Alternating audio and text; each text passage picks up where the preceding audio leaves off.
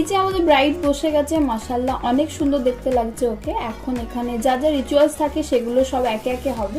এমনিতেই অনেকটা লেট হয়ে গেছে, তার উপর ওর সিঙ্গেল ফটোশুট হয়নি এখনো, সেগুলোও আছে। তাই সবাই চেষ্টা করছিল যত তাড়াতাড়ি পারা যায় সবকিছু শেষ করে ওকে ফ্রি করতে। এমনিতেই ব্রাইডরা অনেক চাপেই থাকে, তার উপরে এত গরমে ড্রেস ক্যারি করা, মেকআপ, মনের মতো ফটোশুট সবকিছু ম্যানেজ করা অনেক টেনশনের বাবা। এখান থেকে আমরা চলে গেলাম বাগান বাড়ি, কিছু আউটডোর শুট চাইছিল ওরা, তাই বাড়ির কাছে অনেক গাছপালা থাকা ঠান্ডা পরিবেশ খোঁজা হচ্ছিল। তারপর আর কি, বাড়ির কাছে একটা আম বাগান ছিল, সেখানে আমরা গেলাম যাতে ব্রাইডদের সুন্দর সুন্দর করে কটা ফটো ভিডিও নিতে পারে।